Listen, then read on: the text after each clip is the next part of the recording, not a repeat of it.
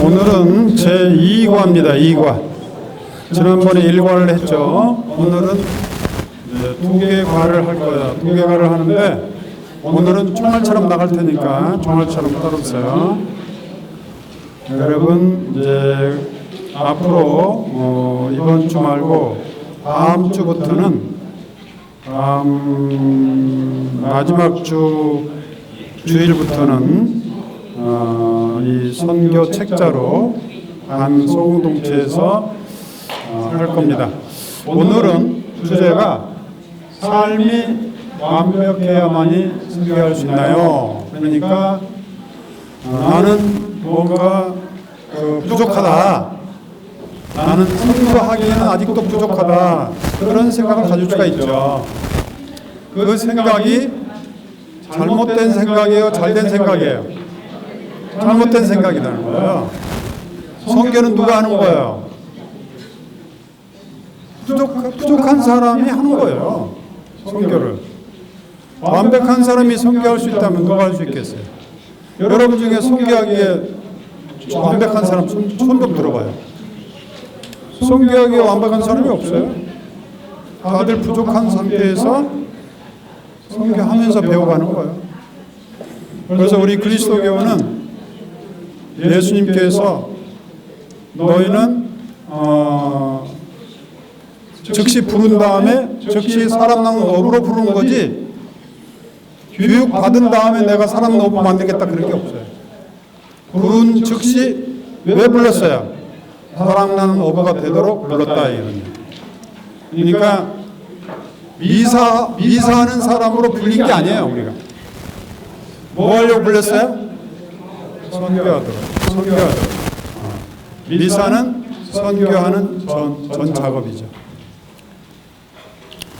자, 그래서 이 생각을 떨쳐버리는 게 필요하겠어요. 자, 외쳐봅시다. 나는 완벽하지 못하지만 선교할 수 있다. 나는 삶이 성숙하지 못하더라도 있는 그대로 선교할 수 있다. 선교하는 과정에서 부족한 나를 주님께서 붙잡아 주신다는 걸 믿습니다. 네, 이런 자세로 우리가 선교하는 겁니다. 자, 지난번에 우리가 했는데 이걸 다시 한번 보면서 나는 누구인가? 나는 다시 한번 내가 누군가?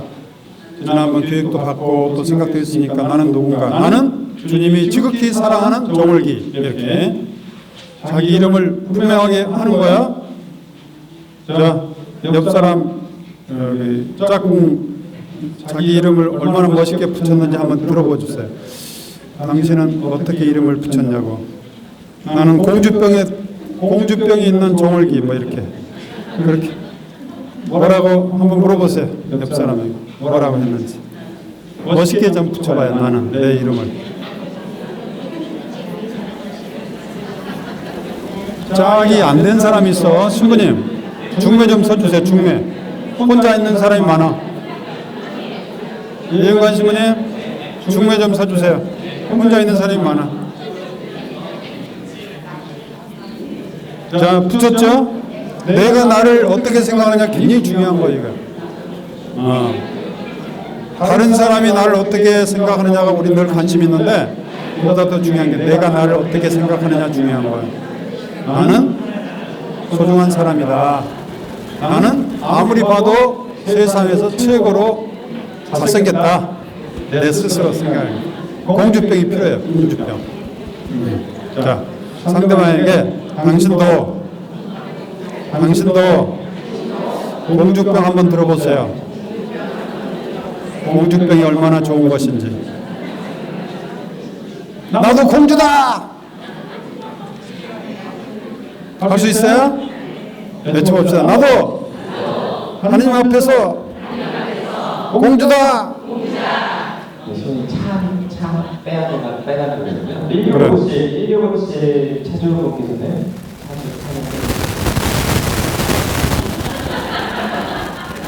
자, 됐죠? 그 다음에 넘어갑니다. 제가 요즘에 책을 하나 읽어봤는데 이런 책이 있어요. 한번 읽어볼 필요가 있는 것 같아요. 수치심을 권하는 사회라는 책이에요. 이게 아주 미국에서 베스트셀러인데 남들이 나를 어떻게 생각할까 우리는 늘 거기에 꽂혀 있다는 거예요.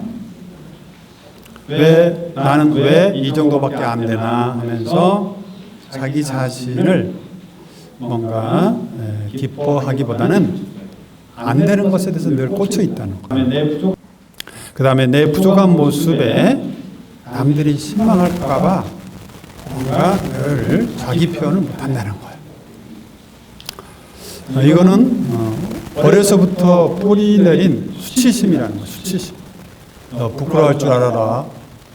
부끄러워할 줄도 모르면서 그러니까 가정 공동체 사회가 그 사회를 통제하기 위해서 수치심이라는 걸 끊임없이 권하는 사회가 된다는 거예요. 이 수치심은 사회가 그 사람을 통제해서 조종하는 데는 필요할지 모르지만 그 인격을 성숙하는 데는 별로 도움이 안 된다는 거예요. 그래서 수치심이 들더라도 빨리 복원하는 능력을 길러야 된다는 거예요. 그렇지 않으면 내가 세상에 표현하지도 못하고 죽어버린다는 거예요. 내 춤을 추지도 못하고 죽어버리는 거예요. 그래서 타인의 시선과 평가에 흔들리게 되고 자신의 부족한 존재로 인식하게 만드는 이 뿌리가 바로 수치심이라는 거예요. 자, 우리 가슴에 손을 대고 내 안에 있는 부끄러움을 한번 바라봅시다. 눈을 감고 내 안에 있는 부끄러움이 있어요. 누구나 다 있죠. 그 수치심이 물론 나의 잘못에도 올 수도 있고 또 주위 사람이 나를 늘 수치스럽게 무시하는 데서도 올 수가 있습니다. 특히 우리 문화는 여성들, 아들 낳으려고 애를 쓰다가 못난 아들이 안 된 여성으로 이해하면서 여성들에게 수치심을 늘 갖게, 날 때부터 갖게 한 게 있어요. 이거는 주님의 계획이 아니에요. 그런데 인간이 만들어 놓은, 사회가 만들어 놓은, 특히 유교 질서가 만들어 놓은 우리 뿌리 깊은 상처죠. 그래서 내 안에 있는 이 수치심을 따뜻하게 바라볼 필요가 있어요. 내 안에 있는 수치심, 부끄러움, 부족함에서 올 수도 있고 또 누군가가 나를 그렇게 몰아갈 수도 있어요. 그 수치심을 우리가 인정하면 돼요. 인정하고 이것을 어떻게 내가 극복하면서 내 안에 있는 생명력, 복원력으로 채워나갈까. 이 작업이 이번 선교 교육의 아주 중요한 주제가 되고 있습니다. 자, 그래서 우리 안에 있는 수치심을 일단 있다는 걸 인정하고 그거를 어떻게 극복하면서 우리 안에 복원력, 생명력을 길러낼까 한번 같이 여행을 해봅시다. 눈을 뜨시고 자신이 인정받지 못할까 봐 불안해하고 두려워하는 나를 받아들이는 게 필요해요. 누구나 이게 있어요. 아무리 잘 나가는 사람도 늘 그 위치가 잃어버릴까 봐 하는 불안이 있어요. 두려움이 있고 그래서 이거는 자존감에 영향을 끼치고 그 뿌리는 수치심이 자리 잡고 있다는 것이죠. 그래서 수치심 문화는 두려움을 조장하고 비난을 하고 공동체에서 끊임없이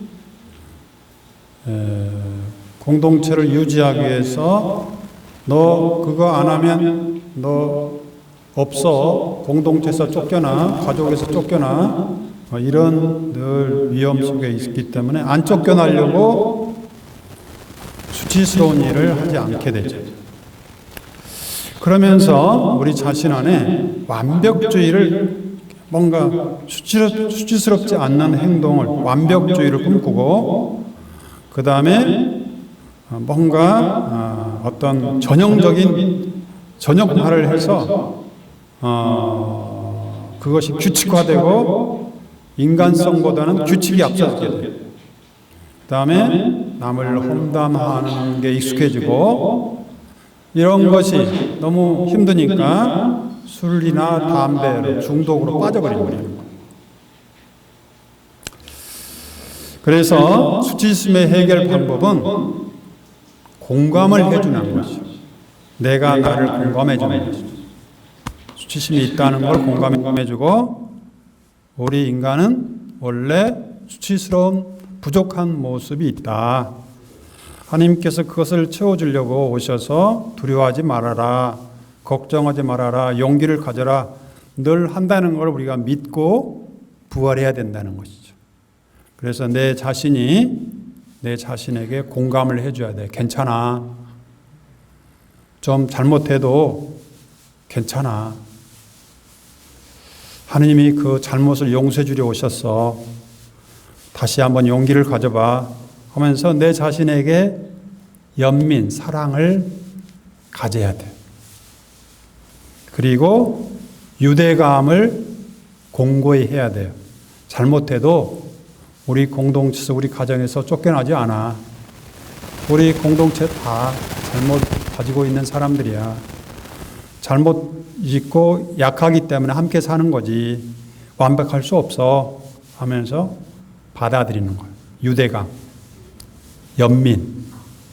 이것이 연민이 우리를 이끌어주지 수치스러운 행동을 조장해서 수치스럽지 않게 하는 것이 공동체를 강화시키고 사람을 성숙시키지는 않아요. 그러니까 어떤 유치원에서 그런 이야기를 했대요. 유치원 그 유명한 선생님이 교사들에게 아이들에게 수치스럽고 또 수치스러운 말과 행동을 해서 아이들의 성숙하리라고 생각해서는 안 됩니다. 절대 아이를 수치스럽게 하지 마세요. 야단치지 마세요. 야단쳐 가지고 아이들이 고치지 않습니다. 고치는 척하지 고치지 않아요. 그런 말을 듣고 이 브렌 브라운이라는 이 저자는 그 수치심에 대해서 굉장히 깨달은 바가 있었대요. 자기도 자녀들에게 수치스럽게 행동했고 또 그런 경험이 있는데 그 말을 듣는 순간 이거는 진리다. 우리가 수치스럽게 누군가를 수치스럽게 해서 좋은 결과가 별로 없잖아요. 그게 상처가 되고 또 관계가 깨지지 좋아지지 않고 오히려 의기소침해지고 그러는데 우리를 그걸 자꾸 조장을 해요. 네, 그런 방법보다는 공감을 해주고 용기를 주고 영민, 사랑을 표현해주고 너는 잘못해도 나의 소중한 존재라는 유대감을 계속 표현해줄 때 우리 안에 설령 수치심이 있더라도 그 회복 탄력성이 생긴다는 것이죠. 그런데 성경에 보면 예수님께서 이런 수치스러워하는 두려워하는 우리를 끊임없이 힘을 주고 있죠. 나다, 용기를 가져라, 두려워하지 말아라, 그런 거거든요. 그래서 수치심을 알고 받아들이고 수치심을 유발하는 경험에서 우리가 뭔가를 배우게 된다면 수치심을 이겨내고 수치심 회복 탄력성을 기를 수 있다는 거예요. 우리가 선교하면서 당하는 수치심이 있어요. 거부당하고 수치당할 때 거기서 뭔가 배울 게 있다는 것이죠. 먼저 예수님이 이렇게 거부당하면서 고통당하셨구나. 예수님과 함께 할 수도 있고, 거기서 뭔가 우리가 복원력, 탄력성을, 그러니까 용기와 힘을 새롭게 얻을 수가 있고, 부활의 그 역동성을 체험할 수가 있죠. 그래서 이 아주 재밌는 표현을 했어요. 수치심은 사진기의 렌즈와 같다. 그러니까 내가 뭔가 수치스러운 일을 했는데 사진기를 줌인 하면 그 피사체가 커지잖아요. 그 잘못만 확대해버리면 마치 내가 잘못 전부인 것처럼 보이는 거죠. 그래서 수치심을 느끼면 줌 렌즈, 줌인 해가지고 결합이 있는 자신, 홀로 힘겨워하는 모습을 확대해버린다는 거예요. 수치심이. 그러면서 이런 사람은 나 하나뿐이야. 나는 뭔가 잘못했어. 나만 이런 거야 하면서 자기가 온전히 나쁜 사람으로 자기 스스로 만들어버린다는 거예요. 하지만 줌 아웃, 이거를 확대시키면 여러, 나뿐만 아니라 여기 많은 사람들이 다 보이는데 나의 잘못만, 수치스러운 모습만 있는 게 아니고 다들 그런 모습이 있다는 것을 발견하게 되죠. 그래서 같은 문제로 괴로워하는 사람들이 다른 사람도 보이기 시작하고, 나 하나만이 이런 거야? 대신에 저 사람도 나처럼 괴로워하잖아. 그럼 내가 정상인 거야. 나만 이런 수치스러운 문제 있는 줄 알았는데 아니잖아 하면서 내가 수치스러운더라도 여전히 우리 공동체의 소중한 일원이라는 것을 발견해 가는 거, 이게 중요하다는 것이죠. 그래서 이제는 남들이 나를 어떻게 볼까 신경 쓰지 말라는 거예요. 중요한 것은 하느님께서 나를 어떻게 보느냐, 그게 중요하다는 거예요. 나는 지금 이대로 충분해. 하느님의 말씀이에요. 베드로에게 그랬잖아요. 너는 나를 사랑하느냐, 너는 이대로 내가 있는 그대로 사랑하는데 너도 나를 사랑하느냐는 그런 표현이거든요. 그래서 내가 어떤 사람이어야 하고 어떻게 행동해야 하는지 그 누구도 내게 강요할 수 없어요. 나는 뭐다? 하느님의 작품이고 하느님의 모습을 닮은 소중한 존재다는 의식을 늘 새롭게 하는 것. 누가? 내가. 그래서 다른 사람이 이제 보는 나가 중요한 게 아니고 내가 나를 어떻게 보느냐가 중요해요. 다른 사람은 나를 한두 번 보고 지나가는 거예요. 중요한 것은 내 자신이 24시간 나와 함께 하면서 내가 나를 어떻게 보고 이해하고 사랑하고 연민을 갖고 뭔가 설령 수치스러운 일이 다 있더라도 그걸 어떻게 빨리 회복할 수 있는 회복력을 길러내느냐. 이게 주님께서 성령을 주신 목적이라는 거죠. 자, 그런 마음으로 옆 사람 한 얼굴 쳐다보세요. 웃기죠? 네. 우리가 수치스러움이 있더라도 웃으면서 복원, 회복해 가야 되는 거죠. 예수님께서 하신 아름다운 이야기자, 이는 내가 사랑하는 아들, 마음에 드는 아들이다. 자, 옆 사람 손잡고, 당신은 주님이 사랑하는 딸입니다. 마음에 드는 딸입니다. 네.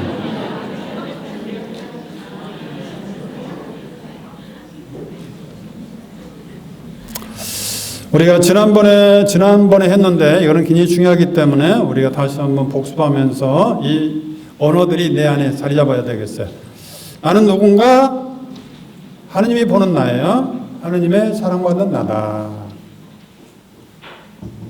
두 번째, 나는 누군가?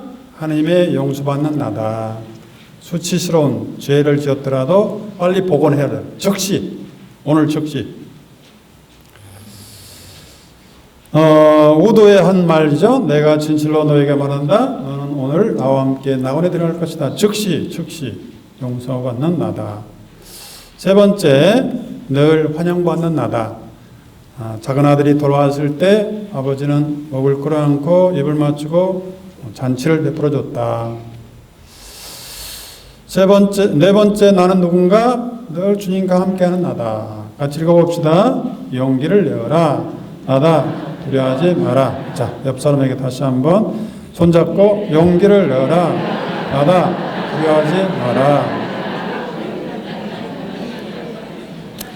다섯 번째, 나는 누군가? 주님이 살아계신 나다. 같이 읽어봅시다. 이제는 내가 사는 게 아니라 그리스도께서 내 안에 사시는 것입니다. 네, 여기까지 주님이 내 안에 산다는 걸 우리가 굳게 믿으면서 수치심 같은 부정적인 것에서 벗어나게 되는 것이죠. 그 다음에 아낌없이 사랑받는 나다. 주님께서 미사 때마다 내가 생명의 빵이다 하고 늘 주시는 분이라는 거. 그 다음에 나는 사람 나눈 업으로 불렀다. 완벽한 존재로 부른 게 아니라 있는 그대로 사람 나눈 업이다. 이런 얘기죠. 자, 오늘 주제로 이제 들어가 봅시다. 우리가 선교는 삶과 신앙이 성숙한 사람만이 하는 것이다.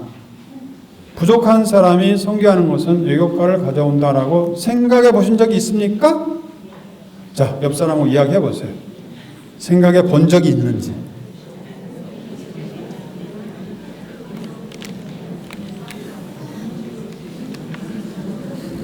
생각은 해봤죠? 네.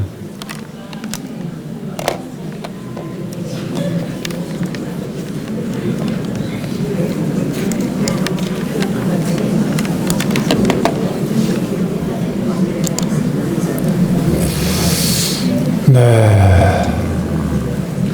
다들 여기에 자유롭지는 못하죠. 그죠?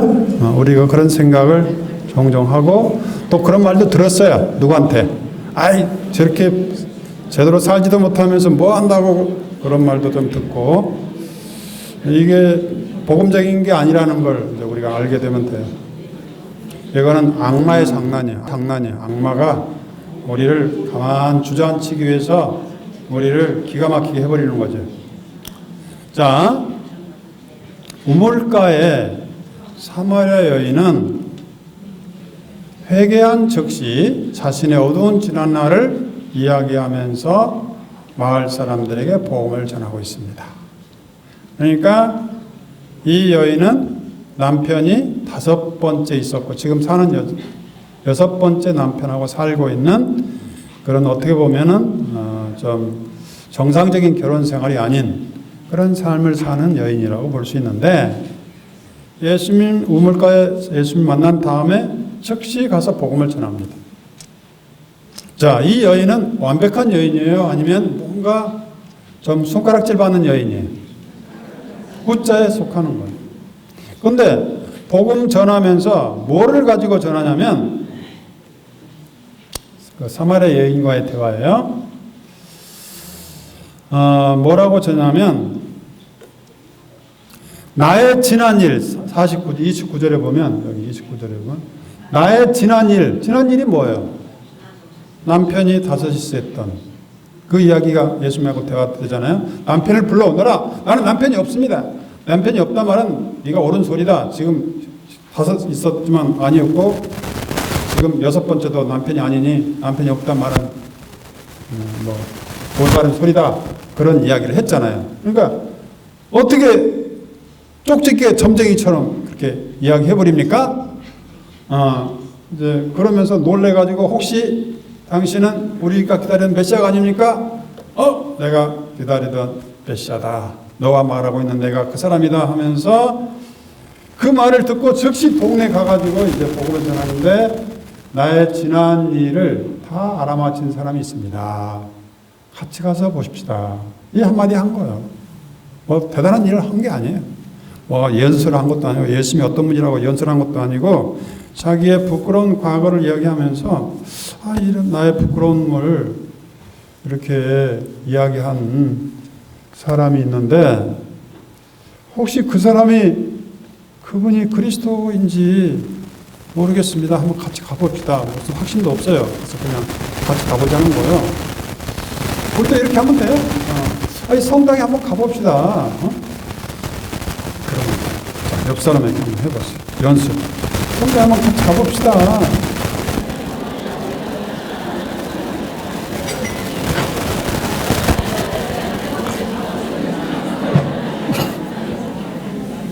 온대요?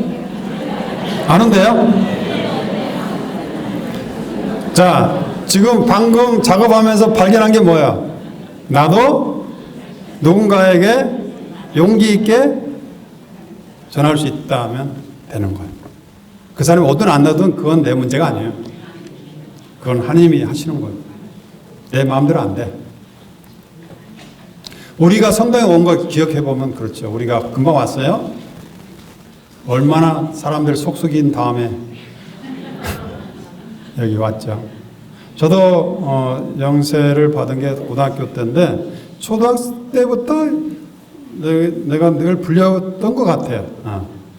네, 그때마다 나는 야 거기 가면 뭐 밥 주냐 돈 주냐 그런 말로 내가 무시하고 그랬다가 내가 고등학교 다니면서 내가 발등에 불이 떨어지니까 뭔가 내가 아쉬우니까 이제 찾기 시작했는데 여튼 우리도 다 그런 경험이 있으니까 우리 용기를 갖고 이렇게 복음을 씨를 뿌리는 거죠. 그 다음에 눈면 소경의 이야기가 나옵니다. 요한복음 9장에 보면 눈면 소경도 어떻게 보면 날 때부터 소경이고 구걸하던 처지니까 동네 사람들은 죄인이라고 취급을 했던 거예요. 그래서 예수님에게 예수님 이 사람이 소경으로 태어났는데 무슨 죄를 지어서 그런 거예요? 본인이 죄를 지은 거예요? 아니면 부모가 죄를 지은 거예요? 하고 일단 죄인으로 낙인 찍어버린 거예요. 그때 예수님께서 분명히 이야기하죠. 자기의 죄 탓도 아니고 부모의 죄 탓도 아니다. 무슨 말이에요? 죄의 시선으로 보지 말아라. 그런 이야기죠.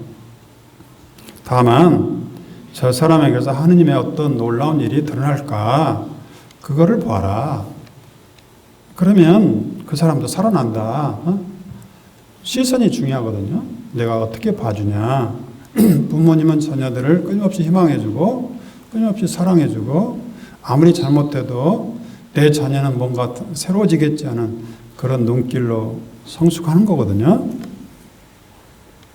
밥만 먹여주면 성숙해지나요? 그렇지 않아요. 우리가 고아원 같은 데 가서 보면 달라요. 사람이. 눈길이 달라.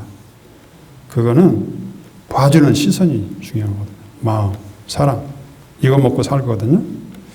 그래서 예수님이 그걸 하신 거예요. 사람들은 죄인으로 낙인 찍지만 주님은 그런 시선을 보지 않고 이 사람에게서 하느님의 어떤 일이 드러날까 기대하라.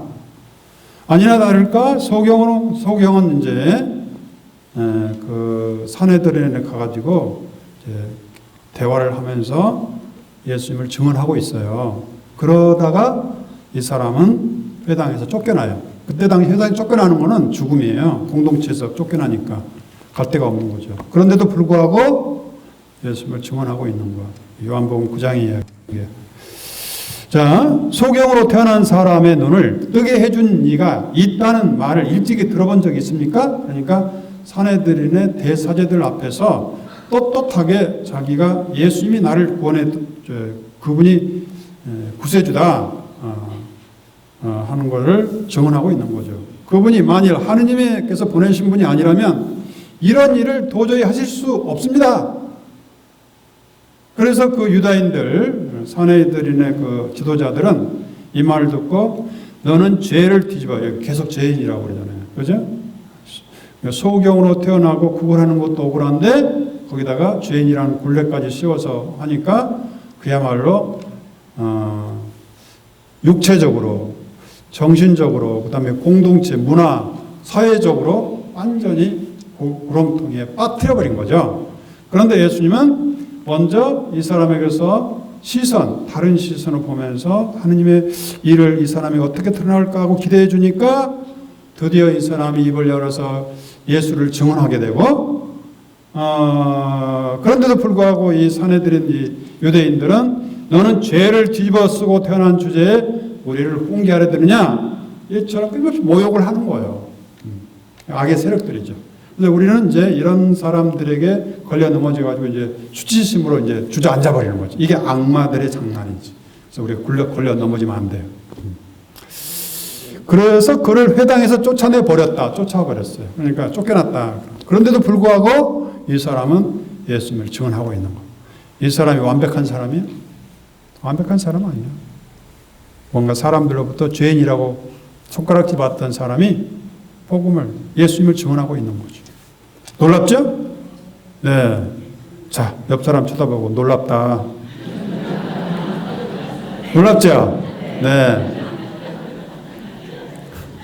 이 복음에 숨겨져 있는 진리들이에요. 진리들. 우리 복음을 잘 보면, 예수님을 잘 보면 이런 게 보이죠?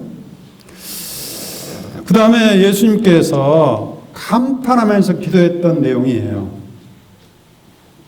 하늘과 땅의 주이신 아버지. 같이 읽어볼까요?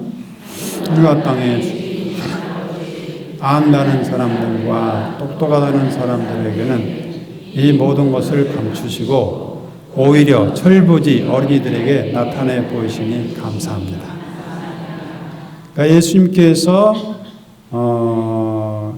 예수님의 그 모습을 보면 늘 좀 심각하고 늘 기도하고 늘 쫓기고 늘 이렇게 박해받고 하는 그런 모습이 가득해요. 그런데 기쁜 모습, 여기는 기쁜 모습이에요. 제자들을 불러가지고 이런 두 제자들을 세상에 파견했어요. 복음을 전했어요. 그리고 돌아왔는데 어떤 사람들은 성공담을 이야기했고 어떤 사람은 우리 말을 해도 잘 안 들었다 하는 이야기를 보고를 받아요. 그런데도 불구하고 예수님은 성공담을 들었던 실패담을 들었던 그 관계없이 이 감탄사를 하나님께 복원해요. 제자들과 함께. 이게 예수님의 기쁨이에요. 우리가 복음을 전하는 자체로 좋아하시지 복음 전해서 꼭 결과가 좋아서 그러지 않아요. 그래서 중요한 거는 선교를 하면서 내가 움직인다는 게 중요하다는 거지. 내가 깨어나는 게 중요한 거지. 근데 여기서 말하는 여기 철부지 어린아이는 제자들을 지칭해요. 성서에 말하는 어린아이가 되라. 어린이, 철부지, 어린이 나오면 제자들이 다 어린이처럼 행동했잖아요. 베드로 보세요. 주님, 저를 물 위로 걸러오게 해주십시오. 막 그랬잖아요. 그죠? 그러다가 푹 빠져버리고. 어린이 아니에요, 어린이처럼. 아빠, 나를 좀 오게 해주십시오. 아빠! 베드로의 모습. 그죠? 물에 푹 빠져가지고, 나를. 그러니까 철부지처럼 행동하지만 이 어린이를 통해서 아버지는 일하신다는 걸 이게 신뢰하고 감사하는 거예요. 똑똑한 사람이 일하는 게 아니에요. 부족한 사람들. 그 다음에 유다, 도마 보세요, 도마 어떤 사람이에요? 그 부활해서 주님이 부활해서 오셨단 말을 나는 못 믿어. 내가 손으로 그냥 그냥 한번 찍어보고 그냥 그 가슴도 한번 찍어보고 그러니까 이런 철부지 같은 모습이잖아요. 유다는 더했고 뭐 팔아먹고 베드로는 부인했고 어떻게 보면 철부지 같은 친구들이 예수님의 주위의 제자들이야. 그런데 이런 사람들로 당신 구원 역사가 이루어진다는 거예요. 그래서 우리가 완벽한 사람이야 복음을 전한다는 거 이거는 허당. 그거는 유교의 가르침이고 뭐 불교의 가르침이라고 볼 수 있지. 우리는 전혀 그런 게 없어요. 부족한 철부지들에게 이렇게 당신의 말씀이 전파된다니 놀랍기만 합니다. 이게 예수님의 노래예요. 놀랍죠? 자, 옆 사람 쳐다보고 놀랍다. 너무너무 놀랍죠? 네. 그러니까 예수님이 얼마나 이렇게 우리 부족한 사람들의 심정을 이렇게 잘 알고 함께 하려고 하신가 이게 초점이에요. 그래서 삼위일체, 성부, 성자, 성령 함께하는 교회, 함께하는 공동체 끊임없이 뭘 하든지 함께 하려고 그 중에서 가장 약한 사람도 함께 하려고 늘 공을 들인 게 여기 다 보이는 거예요. 이게 교회의 모습이에요. 그래서 천주교는 잘난 사람의 공동체가 아니라 잘난 사람들의 공동체는 뭐예요? 그건 계모임이라고 하죠. 계모임. 우리 공동체는 성부, 성자, 성령의 삼위일체 공동체.